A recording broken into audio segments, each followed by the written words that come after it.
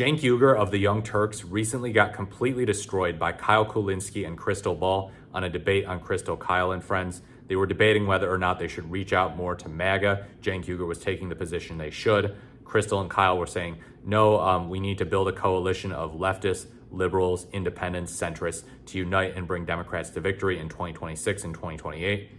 Cenk Uygur has recently started going on X more, and while he has criticized Trump a lot, especially for the Epstein thing, he's also doing these weird posts that are kind of like, okay, what's the point of this? Is this just to bash the Democrats and possibly see if some MAGA will be like, oh, he doesn't like the Democrats too, oh, maybe he's cool, he doesn't like the establishment, when in fact MAGA are supporting one of the most establishment politicians ever, one of the biggest insiders in Donald Trump, a guy who hangs out with Jeffrey Epstein. So Cenk Uygur recently posted something that was just factually inaccurate, and it seems like he's trying to virtue signal to MAGA in a weird way. So it says, Democrats are doing an analysis of what went wrong in 2024, but they're not looking at what Joe Biden or Kamala Harris did. The fact that they can't see that is exactly why they're getting their asses handed to them. You're supposed to question your leaders, you cowards. Okay, so you're supposed to question your leaders, as though Democrats do not question their leaders, as though the left is not fighting with itself constantly. The left beats itself up all the time. Look at the Democrats constantly just attacking more progressive candidates, attacking Joe Biden for his terrible debate performance, saying he should drop out. They went after him. They did question him. They made the man drop out of the 2024 election. And I bet that if you asked any Democrat whether or not that debate performance overall in late June of 2024 hurt the Democrats going into the November election, they would say yes. Barack Obama famously has said, do not underestimate Joe's ability to F things up. Democrats are at each other's throats all the time. What on earth are you talking about? This is just one of those virtue signal to MAGA moments where it's like, okay, yeah, so he wants Democrats to win, or he claims he does. Really, I don't think he cares. But he claims, oh, they need to learn the lessons. They need to learn the lessons. Be more anti-Democrat and be more willing to extend the olive branch to MAGA? Really? Really? Beat the Democrats up, but extend the olive branch to MAGA? Are you kidding me? Like, who votes for that type of party? A party that says, we're the Democrats, but we hate Democrats and we question them all the time, and we want to reach out to MAGA. MAGA, you're anti-establishment. We're anti-establishment too, so you're cool. So we question our own leaders, but we shouldn't question MAGA as much, and we shouldn't be as hard on them. This is kind of weird. When you put these things, you juxtapose these two sentiments together. In reality, the Democrats do criticize MAGA pretty aggressively in ways that can be effective.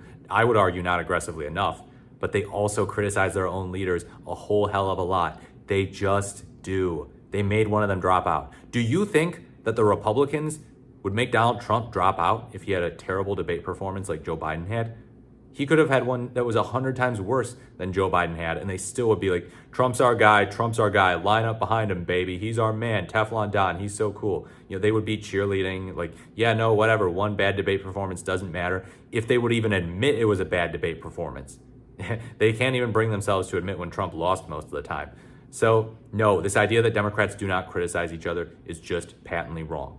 Now, most of the time when they criticize each other, it is centrist Democrats going after leftist Democrats, and that's kind of concerning. You know, they beat up on Zoran Mamdani. They say, oh, you know, he's a little too far left, and, you know, there's concerns with his Israel positions. Look at what Hakeem Jeffries is doing, where he met with him, and he said he had a great cordial meeting with him, and yet he did not endorse him.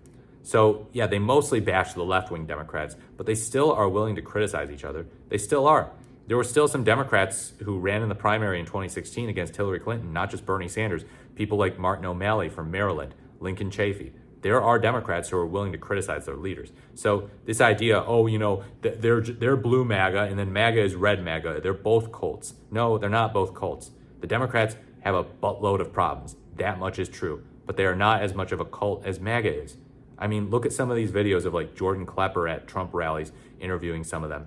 And I know not all of them are like the people that they interview and get to say really stupid stuff.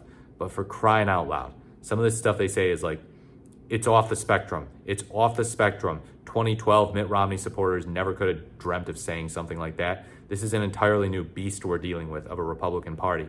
The Democratic Party doesn't even compare. The Democratic Party is more sane than Mitt Romney's Republican Party and way more sane than Donald Trump's Republican Party. So no, do not ever equivocate. Do not ever act like, oh, these are just the same. You should spend most of your time attacking what the Republicans are doing right now. And if you want to talk about the 2024 election, I think it's pretty ridiculous to be like, Joe Biden and Kamala Harris dropped the ball. That's it. End of story. They're so bad. They're establishment losers. Without also pointing out there was voter suppression. There was massive voter suppression. That's very concerning. It's very concerning. And, for all the Republicans' claims of voter fraud, it's like, why don't we ever take them up on their voter suppression? They're gerrymandering. That's mostly for congressional elections rather than presidential elections, but still.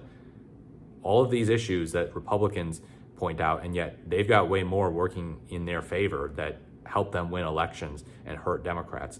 And Uygur's like, Democrats need to question their leaders more. Democrats do need to tend to unify more coming up to the election.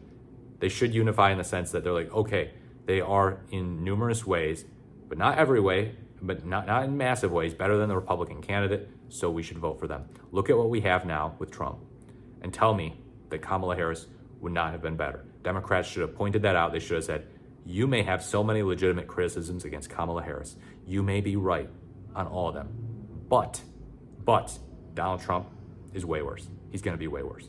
So, yeah, they should have been more aggressive against the Republicans, not aggressive against their own leaders, because that would just lead to disunity. We need unity leading up to the election. Like, save all your gripes with each other. Suss it out a different day. Once the left gets into power, then we can fight each other. We can deal with all of our differences. But when we're dealing with the possibility of fascism creeping into our country, taking over the White House, we've got to unite centrists. We've got to unite independents, liberals, leftists, maybe center-right types as well, to say this is unacceptable. So yeah, criticize Biden, criticize Harris, but don't pretend like that never happened. There was plenty of criticism of both of them. Plenty of criticism. And there was barely any criticism from the right against Donald Trump. They're the cult. The Democratic Party is not. Let me know what you think in the comments below. Thank you for watching. This is the more the merrier, and I look forward to speaking to you in my next video.